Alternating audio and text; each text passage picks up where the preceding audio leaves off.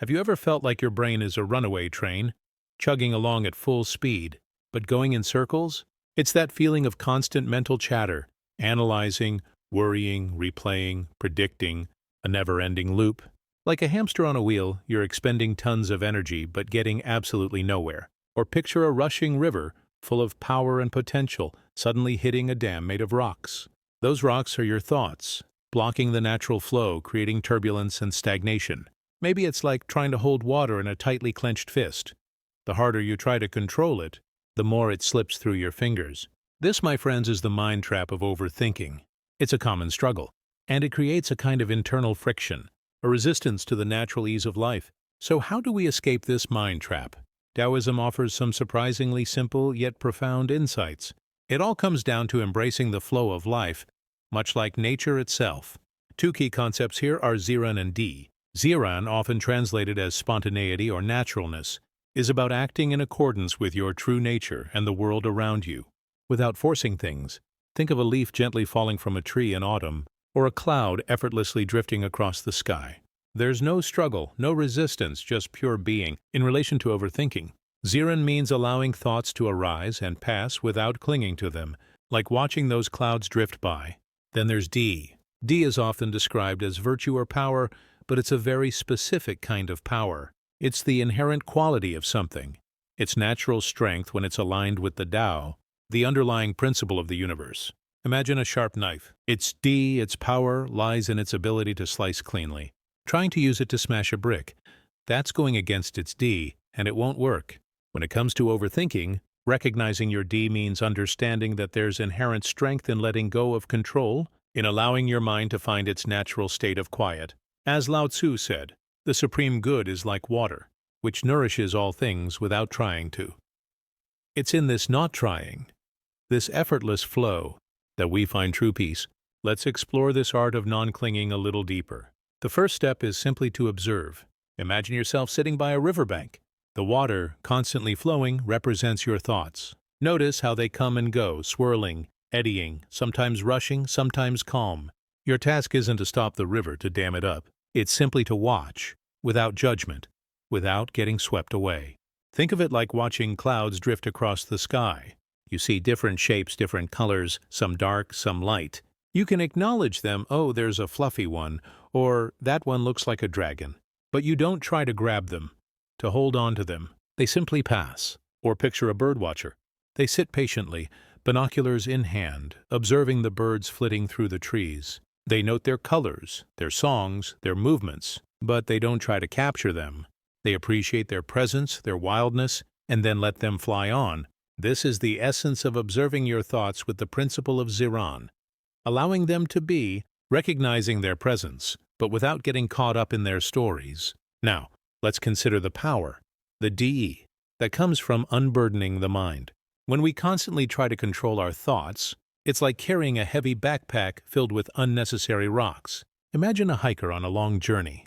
Every extra ounce weighs them down, making the climb harder, slowing their progress. By shedding that unnecessary weight, they free themselves to move with greater ease, to enjoy the journey more fully. Think of a gardener. They can tend to their plants, providing water and sunlight, but they can't force a flower to bloom. A skilled gardener understands that plants have their own natural rhythm, their own inherent Di. They allow the plants to grow naturally, rather than constantly pruning and shaping them into something they're not. Or consider a musician. While they practice and hone their skills, the most beautiful music often comes when they let go, when they allow the melody to flow through them, rather than forcing every single note. It's about trusting the process, trusting their own inner skill, and letting the music unfold naturally. Releasing the need to control every thought is like that.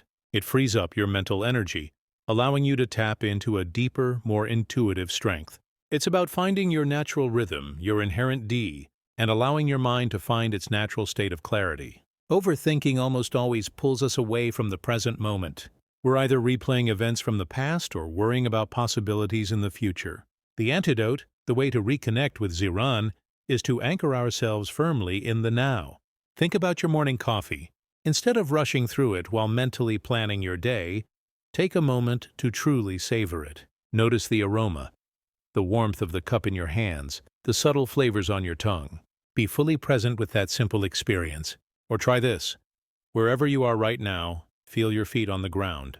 Notice the sensation of contact, the pressure, the stability. This simple act can instantly ground you, bringing your awareness back to the physical reality of this moment. Another powerful way to return to the present is to tune into the sounds around you. Close your eyes for a moment and listen. Maybe you hear the birds singing outside, the rustling of leaves in the wind, or the quiet hum of life inside your home. Let those sounds wash over you, anchoring you in the here and now. By focusing on these sensory experiences, we interrupt the cycle of overthinking and reconnect with the natural, effortless flow of the present moment. This is where true peace resides, not in the endless chatter of the mind, but in the quiet awareness of being. So, how do we put this into practice? How do we cultivate this inner quiet, this state of Ziran?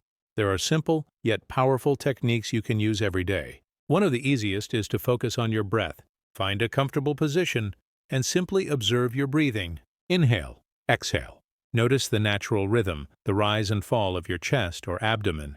Don't try to control it, don't force it, just observe. When your mind wanders, and it will, gently guide it back to your breath. Another technique is a body scan. Starting with your toes, gradually bring your awareness up through your body, noticing any sensations you encounter. Is there tension in your shoulders?